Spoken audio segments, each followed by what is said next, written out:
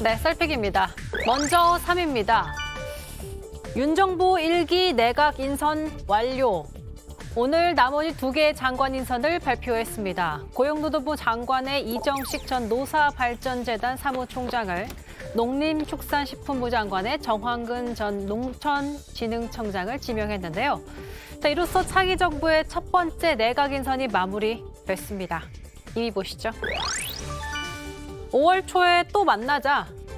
어제 저희 썰전 라이브에서 장애 이동권 보장을 주제로 국민의힘 이준석 대표와 전장현 박경성 대표의 토론이 있었습니다. 3시간 넘게 치열하게 이야기를 주고받았는데 못다한 말이 있었던 걸까요? 바로 다음 토론 약속까지 잡았습니다. 그러면 4월 20일 네, 한 20일쯤 있다가 5일쯤?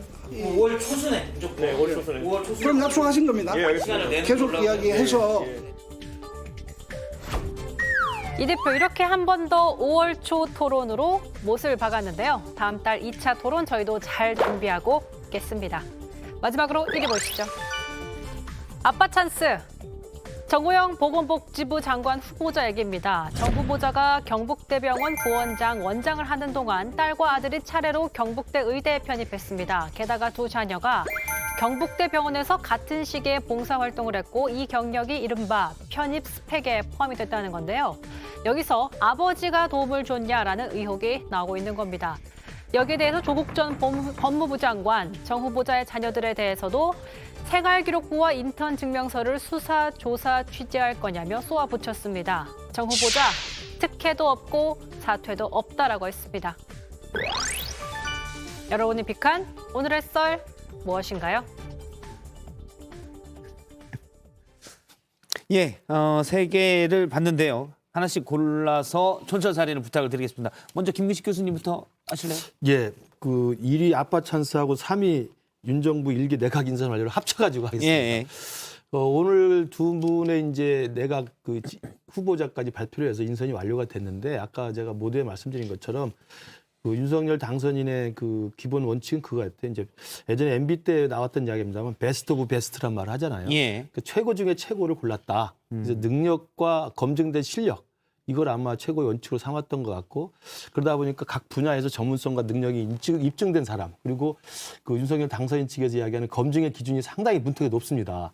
그 문턱을 다 통과한 사람들 중에서 아마 골랐다는 생각을 일단 총평을 드리고요. 그럼에도 불구하고 저도 개인적으로 좀 아쉬움이 있다면 개혁성 그리고 참신성 이런 부분에서는 뭔가 좀 깜짝 놀랄 건 우리 한동훈 검사장밖에는 별거 없지 않았느냐라는 생각이 들어서 이 윤석열 정부가 정말 오랫동안 어렵게 이 정치적으로 성장해서 대통령이 된 만큼 국민들에게 좀 부합해서 통합과 협치의 과정으로 가려면 윤석열다운 칼라, 윤석열 정부의 어떤 새로운 정체성을 보여줄 수 있는 그런 좀 참신성과 개혁성이 있었으면 좋았다는 생각이 드는데 그런 부분은 아마 다음 기회에 또 기회가 있을 거라고 생각이 들고요. 그런 면에서 아빠 찬스 저 부분도 우리 정호영 복지부 장관 후보자가 저렇게 의혹이 제기됐으면 과거의 조국 사태로 인해서 윤석열 당선인이 컸던 것처럼 단호하게 똑같은 저런 잣대로 언론도 문제 제기해서 계속 의혹을 파헤치고 그러면 후보자도 거기에 대해서 정말 있는 그대로 명명백백하게 솔직하게 이야기를 하고 해명하고 잘못이 있으면 반드시 똑같은 기준으로 해야 된다고 생각합니다. 그래서 너무 쓴소리인가? 아니 괜찮아요. 원래 김 교수님이 아니 너무 쓴소리 캐릭터예요. 아니고 쓴소리를 너무 안 하신 거 아닙니까? 전 너무 안 하신 것 같고요.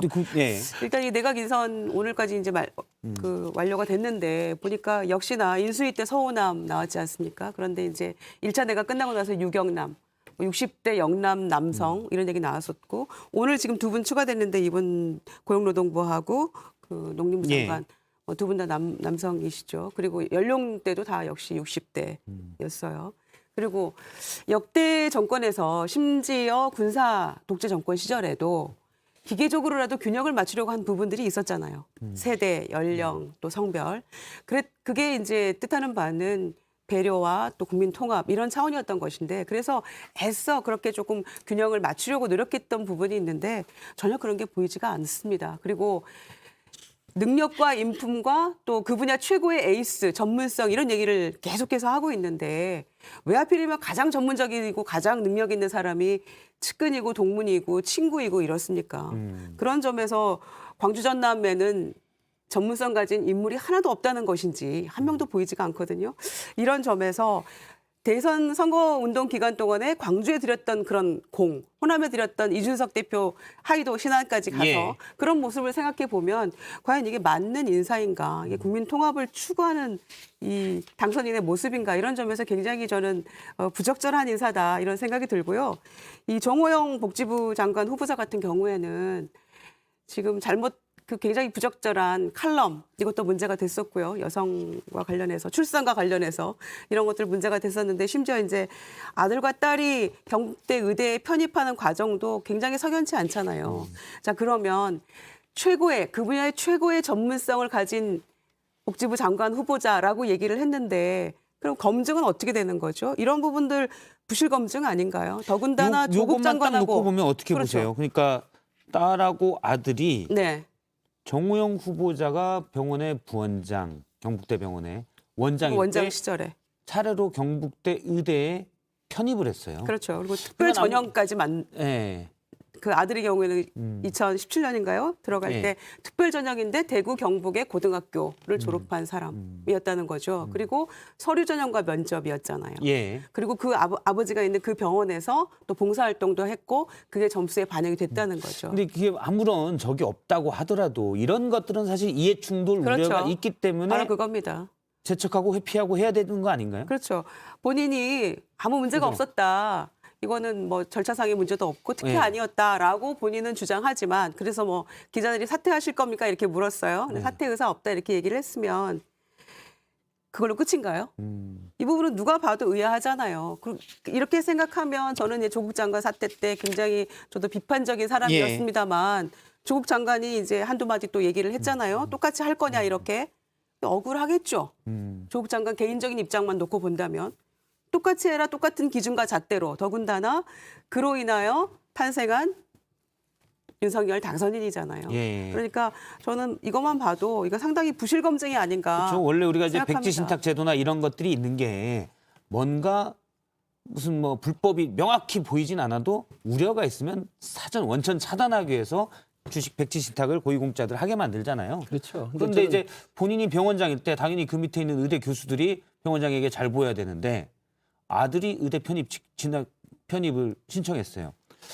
저는 그 보통 생긴 게 말씀하신 담잖아요, 대로 또. 그 아들일 이제 수도 있고. 저 청문회가 이제 예정돼 있기 때문에 청문회에서 그 부분을 이제 명명백백하게 밝히고 해명하고 따져야 된다고 보고요. 그 전에 아마 언론에서 가만히 안 있을 거라고 생각합니다. 본래 조국 사태 시작도 언론에서의 예. 취재였지 않습니까? 그 취재가 하나씩 사실로 드러나면서 이제 수사까지 진행이 된 건데, 저는 언론에서의 확실하고 적극적인 취재를 통해서 있는 그대로의 팩트가 드러나고 그 팩트에 대한 국민들의 눈높이, 국민들의 시선에 따라서 저는 결론이 날 거라고 생각합니다. 아마 일단 뭐- 의원실로 제보가 빗발칠 겁니다. 아들이 지금 벌써 하나 나온 게 있습니다. 네.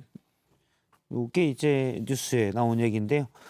정우영 장관 후보자의 아들이 의대 편입 전에 전자공학 관련 논문 2편의 저자로 등재됐다.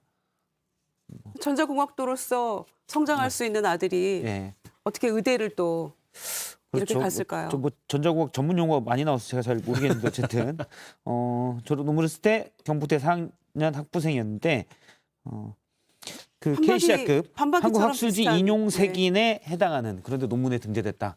뭐 뛰어난 능력이면 그럴 수도 있긴 한데 어쨌든 철저하게 검증해야 될 것 같네요. 기자들이 막 검증을 할 것 같습니다. 네. 예, 저는 이제 1번, 3번 합쳐서 해주셨으니까 두 번째인데요. 네. 어제 제가 이제 방송으로는 못 봤습니다. 그런데 이제 기사를 좀 보면서 그 이준석 대표하고 박경석 그 대표하고 전장연의 토론이었는데, 저는 이제 이 문제가 불거진 지 한 달쯤 됐나요? 꽤 오래 된 것 같은데 토론하면서 서로 그 생각을 이렇게 터놓고 얘기하는 거는 좋은 모습이었다고 생각합니다. 또 아까 보니까 이제 5월 달에 또 만나서 얘기하자 이렇게 했었는데, 저는 이제 이 문제가 딱 불거졌을 때 이준석 대표 우리가 선거 딱 끝나고 나서 했던 일성 저희 기억하시죠? 아 이제 곧 하하하 이제 곧 여당 대표다 이랬던 모습 기억나시잖아요. 그럼 여당 대표가 갖는 책임감과 의무는 더욱 커지는 겁니다. 이런 문제를 국회 안에서 또 당에서 어떻게 해결할 것인지 정책을 내고 법안을 만들고 예산을 편성하고 이런 일들을 해야 되는 게 여당 대표의 책무입니다. 그런데 문제제기 방식이 잘못됐다라고 문제제기하는 이준석 대표의 그 문제제기 방식은 잘 된 것인가요? 비문명적이라는 그 단어를 가지고 저는 굉장히 좀 놀랐는데 우리 모두는 사실상 잠재적인 장애인들이죠. 그리고 이분들이 요구하는 것에 대해서 20년, 21년 그 오랜 세월 동안 정말 죽음을 각오하고 이렇게 해서 겨우겨우 이만큼 온 건데 그것도 제대로 안 되고 있는 모습이잖아요. 그래서 저는 이준석 대표가 토론의 달인이고 아마 어제 그 박경석 대표도 굉장히 힘드셨을 것 같아요. 이게 여당 대표하고 토론의 달인과 하는 모습은 굉장히 낯설기도 했지만 또 한편으로는 이런 자리도 필요하겠다 생각은 했습니다만 이런 토론도 좋지만 저는 여당 대표로서 국회 안에서 문제를 풀고 실질적인 결과물을 내는데 조금 더 주력해 줬으면 좋겠다라는 것이 저의 예. 바람입니다. 사실 뭐 저도 처음에 제안을 하긴 했지만 이준석 대표에게도 제안을 하겠지만 근데 그 부분이 있는 건데 어제 이준석 대표도 얘기를 했는데 많은 분들이 비장애인들이 이처럼 장애인 문제에 관심을 가진 때는 없었다. 그러니까 어쨌든 장애인 문제에 관심을 갖게 되는 예를 들어서 뭐 이동권 문제, 탈시설 문제 그런 계기가 됐다라는 부분에 대해서는 저도 상당히 동의하는 바입니다. 5월 초에 어쨌든 또 할 네. 예정입니다. 정치권을 살리는 또 이준석 대표가 나서서 해야 되고요. 자, 썰픽 여기까지 들었고요.